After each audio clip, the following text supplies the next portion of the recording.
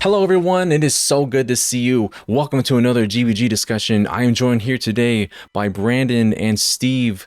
Guys, I don't know if you've heard the word out in the streets. Silksong released. We got the release date about a month ago. It came out so recently.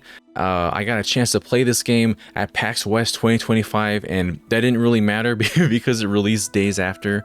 But we still wanted to talk about our impressions with the game. We've gotten up to a little bit past Act 2, so there might be some spoilers leading up to that, I imagine, during this discussion. We definitely want to give our impressions through Act 1. We will try to be a bit vague during this, I hope. And yeah, before we get into the actual discussion itself, I do want to ask beforehand, Brandon, what is your experience with the original Hollow Knight? I played Hollow Knight. I tried to play Hollow Knight like 4 separate times. And once Silksong got its release date, I buckled down and said, this is the one. I'm going to do it this time. And then I played it for almost 30 hours. And I beat it the day before Silksong came out. I didn't 112% it, but I 96% beat it. I got one of the true endings. Wow, the day before, you could say you really threaded the needle with that one. Stop. Yeah, I did. But I made a joke on Bluesky, but I was like, I waited so long to play Hollow Knight, I never had to wear the clown mask. I beat the game and Silksong's out tomorrow. Man, I was one of those people that I refused to wear the clown mask, the hairdo, the face paints. I just kind of waited and just tried to forget that Silksong was a thing, honestly. And I think that was the best thing to do, was just forget about it. They're gonna do what they need to do, and it's gonna come out when it comes out, and I think it's been great so far. Steve, what is your experience with the original Hollow Knight? So I picked up the original Hollow Knight on day one, and I still haven't beat it. I just kind of bounced off it a few times, and I think the issue for me was that if I put it down for any extended period, I would forget what I needed to do, and then just kind of be aimlessly wandering and kind of get frustrated, stop, and then eventually I would start a new save, and the same thing would happen. Like, this cycle has repeated for 8 years, apparently, where I pick it up, I don't know what I'm supposed to do, and then I get frustrated and I start a new save, and I just never stick with it long enough to see it through to completion, which apparently is only 30 hours, but still, I'm a man of limited attention and even more limited time. So yeah, I kind of never really found my way with it. That being said, I recognize that it's a stellar game, and I enjoyed every time that I started playing it. I just never had that kind of tenacity to see it all the way through. I'm trying to remedy that with Silksong by just playing the hell out of it until I finish it. I've got quite a bit of time logged into it already since it came out. It's been basically the only game I've been playing since we got home from PAX. Been focusing solely on Silksong so that I can get through it. But I will say that it does a far better job, in my opinion, of giving you access to things like map stuff early games so that you don't fall into that trap that I've fallen into with Hollow Knight. Like, I feel like I could walk away from Silksong and still know what the heck I'm supposed to do next. After you leave Dirtmouth in Hollow Knight, as a new player, there's not a lot bringing you back there right away. So if you don't go back, you're not going to get your map, you're not going to get your quill, you're not going to get the compass, so you can't see yourself on the map. And that's going to turn a lot of players away. It turned me away 3-4 separate times. Just because I didn't know that if I went back, I could buy those things and have a better time playing. But Silksong basically forces you to encounter... Is her name Shanka? Am I saying that right? Chakra, thank you. You basically get forced to encounter Chakra, and then all of those things are available for sale immediately. So it's very hard to miss. And Silksong also keeps track of your quests. Hollow Knight doesn't do that. It's a lot more accessible without taking away a lot of the soul of Hollow Knight, I think. Yeah, I think the original first couple of times, first time I tried to play Hollow Knight, there was definitely that issue of, you dive into the first area, and you don't really know where to go. I mean, that's the point of a Metroidvania, obviously, to move around, to explore, get your bearings. But I think one of the most important things is having like some kind of workable map. And I like how they structure it. I just don't like how they introduce you to the map in Hollow Knight, because when you do purchase it, you just got a big old blank general idea of the structure, and you have to buy the quill. As you mentioned, you have to go around and actually explore. When you discover areas, when you sit on a bench, then you fill that out. But that kind of kept me away from the game at first, because I just wanted to know where I was and where I had been, because I was getting kind of lost in the worst kind of way. But yeah, Silksong has really done a lot to improve the structure of their games. The navigation feels so natural. If the first town you visit is pretty much Dirtmouth, it's just redesigned as a different area. You can grant wishes. I like how they call them wishes. They're quests. There's just so much detail in this game. There's so much visual flair it has. You can really see how they spent a very long time with this game, just fine-tuning everything. Like the layers of detail, also like the parallax that you see from the foreground shadows to just how far it goes back into the background in every single area has been so impressive with just every spot that I visit with this game. That even extends like to the sound design. I feel like it's a lot fuller and more rich than it was in Hollow Knight, which is saying a lot because it was already good in that game.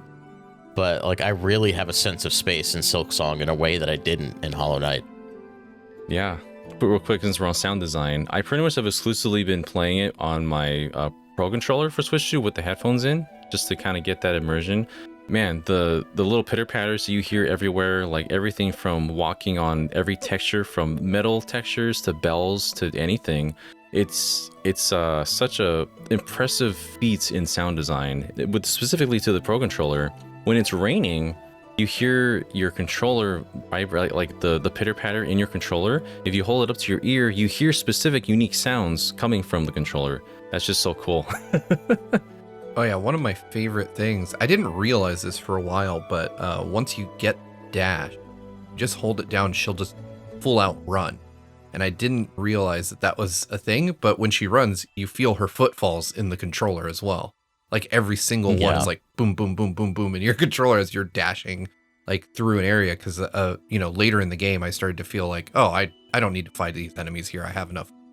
So I just run through a room and like jump over them and keep running. Which also, by the way, every bit of traversal in this game is excellent. Like running to jumping to bouncing off an absurd variety of things. Like everything that Hornet does, it's just really fun to navigate the world of this game.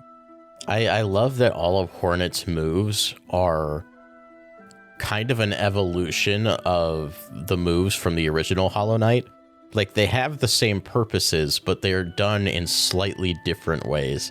Like Hornet's dash is a full run, whereas in Hollow Knight it's a singular dash that has a finite amount of movement that you get. There's the wall jump, which they both have the ability to jump off the same walls repeatedly, but Hornet can cling in addition to wall jumping. Every little one of those moves is slightly different for Hornet, and it makes it feel a lot more like it's like her abilities are things that only she can do. So she's doing the same things that was done in Hollow Knight, but in a way that only she can achieve. And I really like that.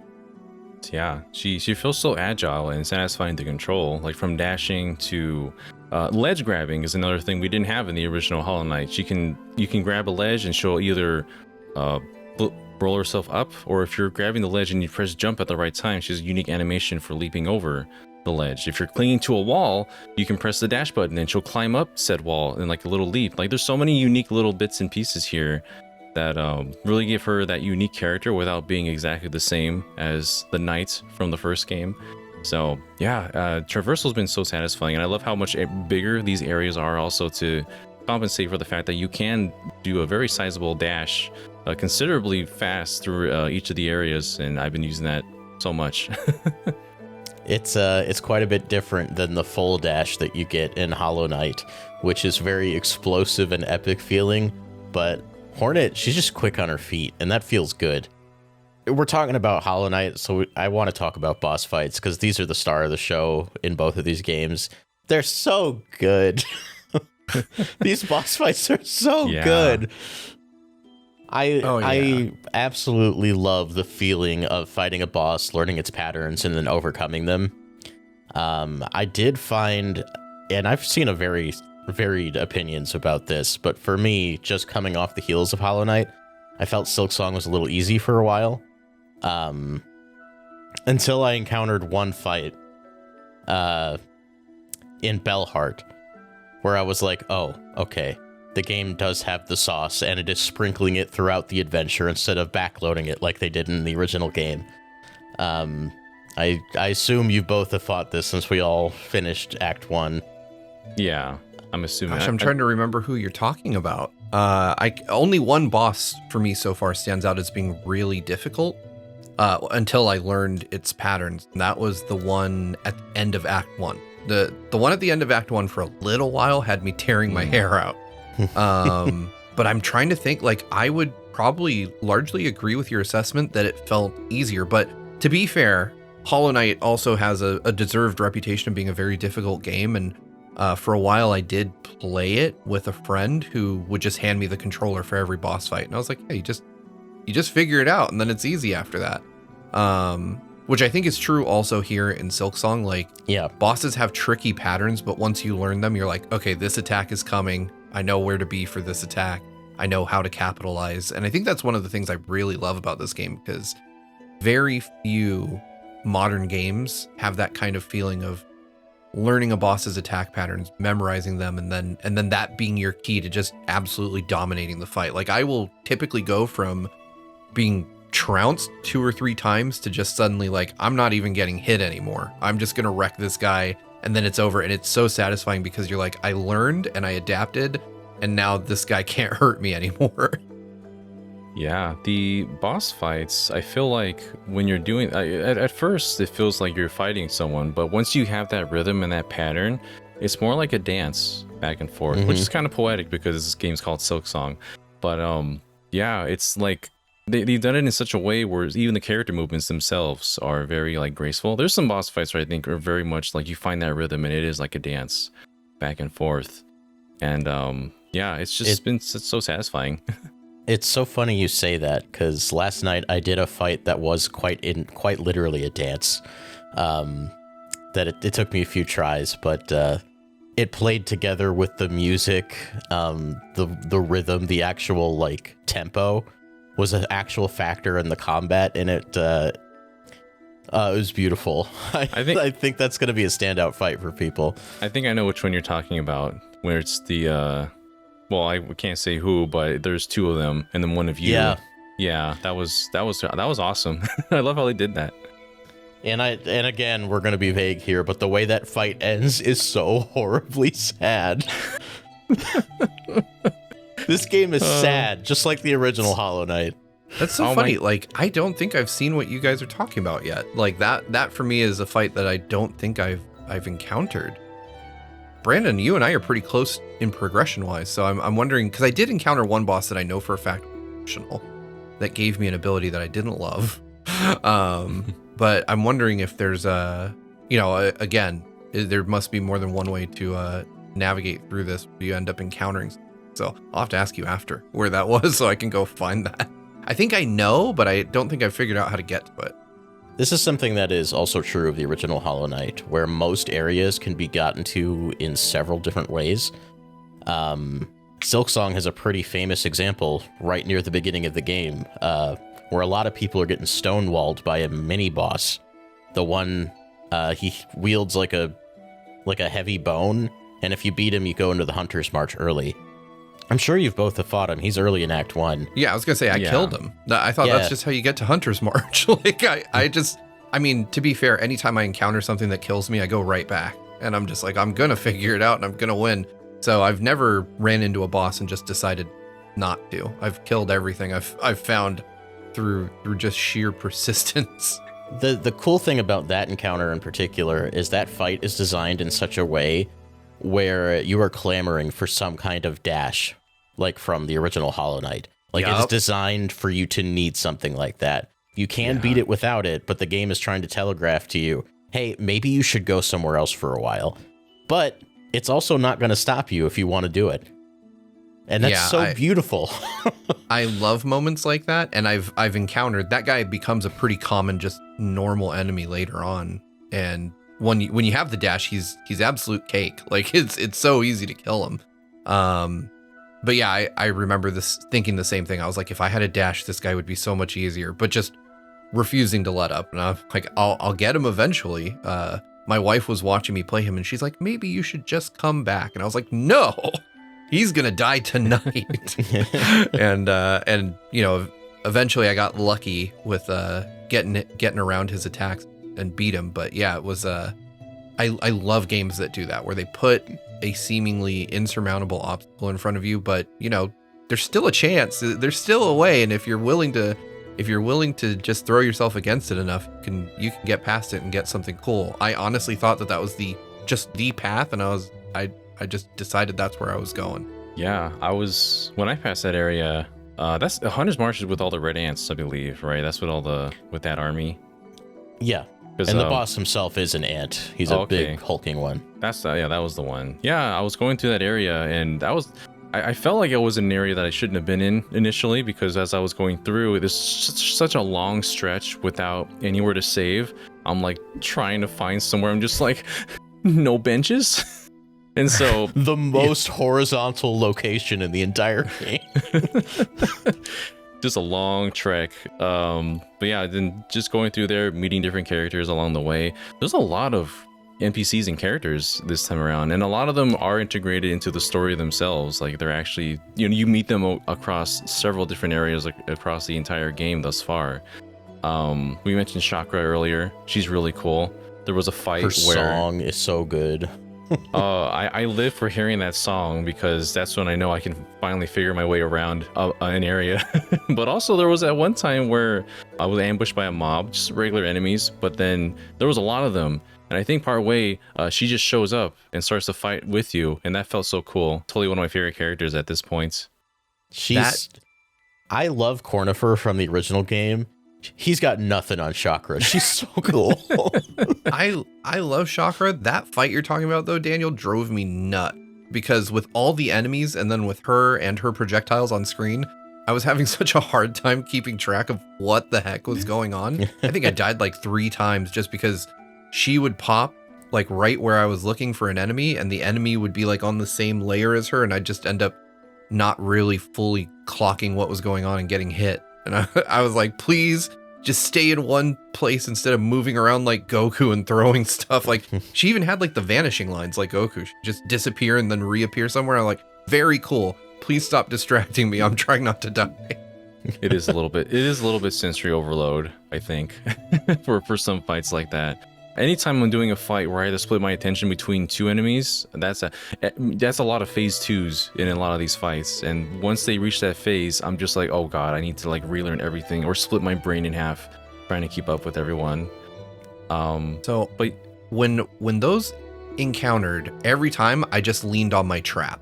Like one of my favorite traps that tools that Hornet has is a trap, and it's like she uses Silk to like string up like a blade trap that shoots out like 6 blades, and anytime someone spawns ads, I just start throwing those out everywhere, and they fly into them and just die. And I'm like, thank God for you, Peter. Like I love the tool system in this game. Like Hornet gets so many good ones, and there's just such a wide range of them. I don't think there's any like one perfect loadout that I've found yet.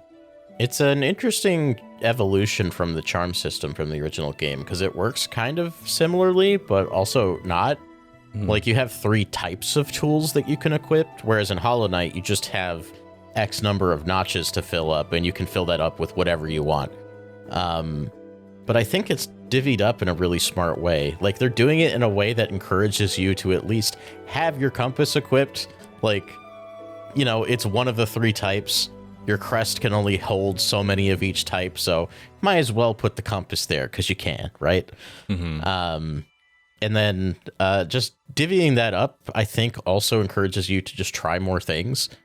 Like in Hollow Knight, it's very easy to get comfortable with a certain set of charms and just stick with them for the entire game. But here, And there's another element to this I want to mention in a bit here in a bit, but you know, since you can only equip so many at once, it's just easy to cycle them in and out, see what they do, figure out what works for you. Yeah, I'm a big fan of what they've set up here. Like, I've had the compass on the whole time just because I have to have it. But outside of that, I tend to just, like, as I get new ones, I swap them in and out. Like you said, having different categories for them is really helpful. You know, and as you get memory lockets, you add more, or you unlock more slots overall, which is really cool. I tend to play with these. Like, in Hollow Knight, I basically had like the magnetic one that drew in money and stuff. I had the compass, and I had one that made my nail reach a bit further. Here, I just kind of, like, based on the circumstances, I change them up. Like, I have one that protects me from fire damage, and in one area in the game, I had that on the whole time. I know at some point, I'm probably going to find other ones that help me from other environmental effects that I haven't figured out yet. But I know there's places I can't go yet because I'll just die. So I'm very interested to find more of these. And I think that they've done a really good job of making it varied and useful. And also, there's just other crests. There's other crests. And that's a whole other thing that's nuts that I did not expect. Yeah, in the original Hollow Knight, you had just, you know, your knight would attack and react the same way throughout the entire game. It's just the crest that would augment your abilities. But here you have actual crest, which means that the way that Hornet attacks will change entirely. So normally, as you start off, you're doing your usual swipes. You do the diagonal dive when you're in the air. But as you move onward in the game, you get additional styles as well. So there's one that kind of is a little bit more traditional to Hollow Knight, where it's like the downward slash, for example. It just is Hollow Knight, yeah. Yeah, the Reaper one, I believe. That one just functions like the knight from that game. I've been using the one that's just a lot quicker, and it's very quick, but the reach is shorter. But that's proven itself useful and harmful in different ways. I'm curious what kind of crest you guys have been using thus far. Have you just stuck with the original, or have been experimenting with the other ones? I was tempted to use the one that makes you like the knight from Hollow Knight, but I was like, no, this is Hornet's game. I'm going to play Hornet style for a while. And then I got two different ones on top of that. I got one, I think it was the Beast, which gives her like claws. Also, the claws make it so that you can't heal yourself normally. You have to bind and then damage enemies to get your HP back. And I was like, I'm not ready to do that yet, so I didn't equip it. And then the other one I got was the opposite of the one you used, Daniel. It's slower with heavier strikes, and it also replaces the downward diagonal attack, I think, with just a straight swipe. I'm not sure if I found that one. Yeah, I'm just messing with the OG. I like Hornet's built-in moveset, and I only have the Beast one. I haven't found those other two or three. So I'll be curious to see those. Like I said, I've been trying to like push my way through the story, just to get it. Typically, with most to clarify for you, Steve, all of those crests that we talked about could be gotten in Act 1. I figured, yeah. Act 1, I kind of didn't realize I was at the end of it, and then it took me a while to even figure out how to like get back to the Act 1 areas once I was in the Citadel. But now that I know, I'm just like, there's so much to see in the Citadel, and I'm like, I could go back, and I know there's a lot to find, but the Citadel is so big. So I'm kind of struggling with that desire to explore, but also to advance the story forward, because I feel like I'm just mere moments away from opening my phone and someone just being like, anyway, here's what happens in the end of Hollow Knight. Thankfully, I think Hollow Knight and Silksong are such obtuse games in their plots. Silksong less so than the original game. They're kind of hard to spoil. Hollow Knight, you have to sit down and listen to someone explain the plot to you if you haven't figured it out yourself by the time you get to the end. I don't know how Silksong ends, obviously, but I'm curious if it'll be similar. You know, I'm glad you mentioned kind of the plot of Hollow Knight for a second. I know I said Hollow Knight. Sorry, folks. Silksong, stop typing your comment. But I feel like that's a major plus for Silksong, is that critical elements of the plot are delivered right away. Like, you understand what the story is here. You understand that Hornet was abducted and she was brought to this place she wants to know why, and she's unraveling the mystery of this entire deeply religious, kind of weird place that she's found herself in. Whereas with Hollow Knight, it felt like it was delivered very sparingly in animated cutscenes and then not a whole lot else in between. At least that's my recollection. But it has a lot more of a kind of Dark Souls style of you need to uncover the plot by just taking context clues, reading signposts, just gleaning information from conversations with NPCs. No one's ever going to spell it out for you, but you can put the pieces together if you're paying attention. Yeah, I think it's really awesome way to do storytelling is that you can be somebody who just wants to be there for the gameplay. You can go through it however you like, and there's nothing really that you're missing per se going through the story that way. Or you can just, absorb everything that you can. You can look up all the lore, you can read everything, talk to every person there, because there's a lot of people to talk to. There's a couple other Metroidvanias I could think of that are kind of the same way, where the story is kind of hidden underneath if you really want to look for it. But it's also just a really competent game on its own if you don't. And it's fun to have a character, a protagonist that is speaking. Because Hornet does converse with everybody that she meets, and it's cool to see her personality and how noble and fair that she is talking to people, or when they're talking warrior to warrior, like with Chakra sometimes. It's cool to see all the interactions throughout the game. I know this is a small dumb detail, but it made me happy. When you talk to NPCs in Hollow Knight, the text box says listen, but in this game it says speak. And I was like, yeah, I am talking now. Yeah, I really love the characterization of Hornet in general. She's very, kind of stoic and committed things. She doesn't come off as really heroic per se, but I love the way she tries to encourage some of these religious zealots to not continue down this path, because she knows they're probably gonna die. Anytime she talks to someone, she's like, I don't know, maybe don't. You're gonna get killed, And she seems there's one NPC, a recurring NPC that I really love, at least comes off as a child, which I've learned to write off because Chakra calls Hornet a child, and she's like, I'm not a kid actually. But ding, ding, there's this child that she meets, and the child's just having a great time making her way through all these horrors. And every time you run into her, she's just happy. I remember there's one place where I had just killed a boss, and she was just like, oh, this place is so cozy, I'm gonna take a nap. She's always just hitting her little instrument whenever you see her. She's so cute. Oh yeah, when you first meet Shirma, she's just hitting the bell to open the gates, and you kind of do you do a little runaround of the area, and you fight something, and then you unlock the switch that opens the gate, and she's like, oh, I did it. And I'm just like, yeah sweetie, you did, that was all you. I love that the sense of compassion for these characters doesn't come from Hornet herself, it comes from you, the player. Because if you pay attention to Hornet, she's kind of mean. When an NPC is asking for help, her instinct is to say no, unless there's a reward. She's like, well, if there's something that'll help me in the end, then I guess I can help you. And I'm like, oh, you're really not that nice of a person, actually. She's on a mission, and if it doesn't help her to finish the mission, then she's gonna go back to what's important to her. And she gets right to the point, and I respect a character that actually does that in a game like this, and doesn't just be like, oh, I'll help just because I'm a good person.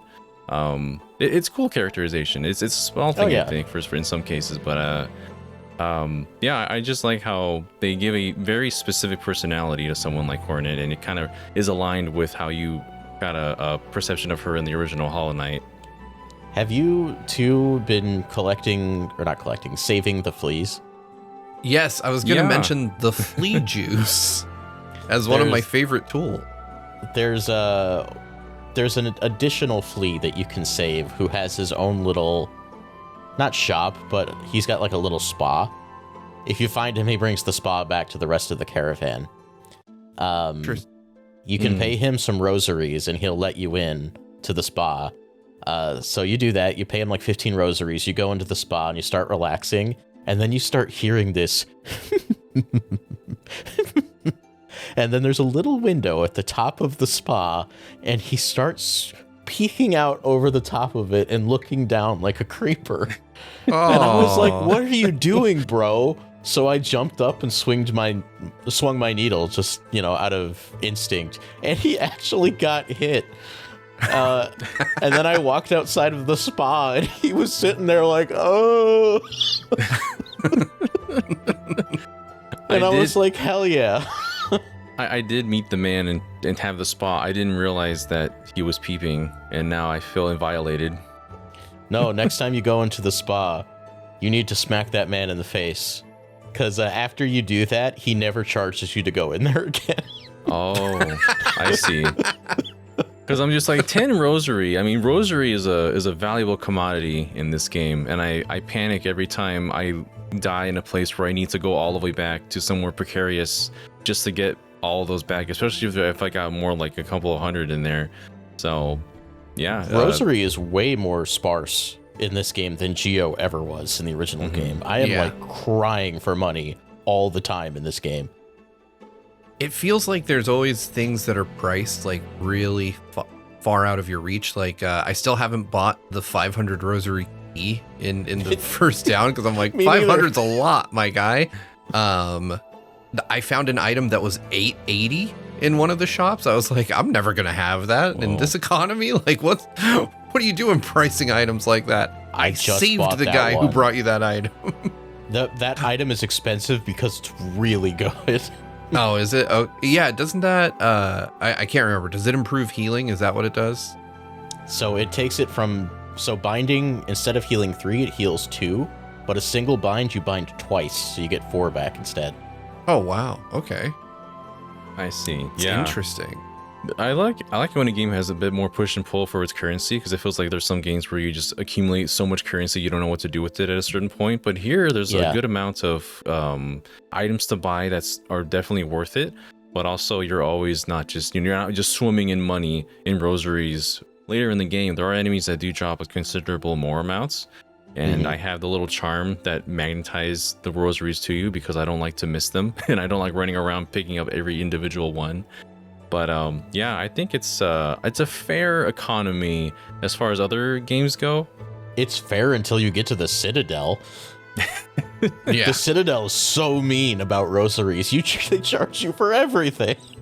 That's true. Yeah, like there's all those little machines. Like, I put one in. There was like it was 25, and I had 30, and I was like, this better be good. And I put them in, and it was just a freaking confessional, like an automated confessional. I was like, how dare you? Oh my god, yeah, the rosaries are ridiculous in that one, and it's meant to be. It's telling a story too. It's telling the narrative with the rosaries because that's where all the workers are. There was that one area where there's a treadmill.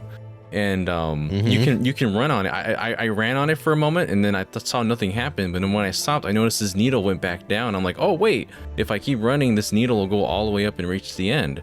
And so I started running on it. It took like over 30 seconds to make that needle go all the way up. And so I'm like, well, something's probably going to unlock when I do this. And so when I do it, when it's all the way up to the top, a single rosary pops out. I stayed in that room for like 5 minutes and kept running just in case I had to do it a few times to get an item. But nope, you just get a single rosary every time. That's the job system, right? That's your minimum wage. Yeah, you're right though. It is telling a narrative with everything being so expensive and the work paying nothing. It is not hiding itself from you. Like there's some bad things happening in the Citadel. Yeah. But yeah, it sounds like we've all been having a really good time with Silksong at this point. We're still our way through Act 2, so we don't want to give away too much, obviously, of what we've seen thus far. But I can't believe it's here, you guys. It's actually here. We can stop clowning around with the fellow Silksongers, and we can finally just enjoy the game. The thing I'm happy about is that when a game has this much anticipation built up, it can almost never meet that expectation. Silksong is that good. It's just that good. Yeah, I think it's interesting because I've seen some indie devs talking about, Silksong, because it is a great story, right? Like a game that took 8 years to develop, coming out, still costing $20 in 2025, and selling loads of copies, right? But it is something only Team Cherry could have done, right? Because Hollow Knight was such a massive success that it was able to fund them to continue working on Silksong for as long as they did. I'm just happy we're not going to make another like Nintendo Direct thumbnail with Hornet on it and be like, is this the time this actually makes sense? Because I think we have like 3 of those in the channel's history at this point. But yeah, it lives up to the hype. It's a fantastic game. I'm really enjoying it. It is, at least for me, in every way superior to Hollow Knight, which it better be because, you know, the people that made it, obviously they set to a nearly decade-long project on improving it. But it's just a great game. I think it addresses every single issue I had with Hollow Knight in a meaningful way, and it's a game that's much easier to digest than the original one. Yeah, absolutely. There's so much that went into this title, and it's $19.99 US. That's crazy, and that's such a good price that I've seen other people just kind of contemplating the prices of their own games that they've been making. So I don't know, the value of a game, I think, is a whole other discussion to be had at some points, but I think that's going to do it for now. If you haven't played it yet, if you're a fan of Hollow Knight, what are you waiting for? This is a fantastic title for a wonderful deal, great value for what you're getting, and yeah, just, we're here. I don't know how else I can say it. We finally made it. So if you like discussions like this and more features, news, and whatnot, you can catch more on GVG. But until then, thank you all for watching, and take care of yourselves. Till we meet again. Bye. Bye-bye. Faridula si manette, doni poina volinette, pina sans mi manicette, d'un affant sur le banc. Faridula si manette, doni poina volinette, pina sans mi manicette, d'un affant sur le banc.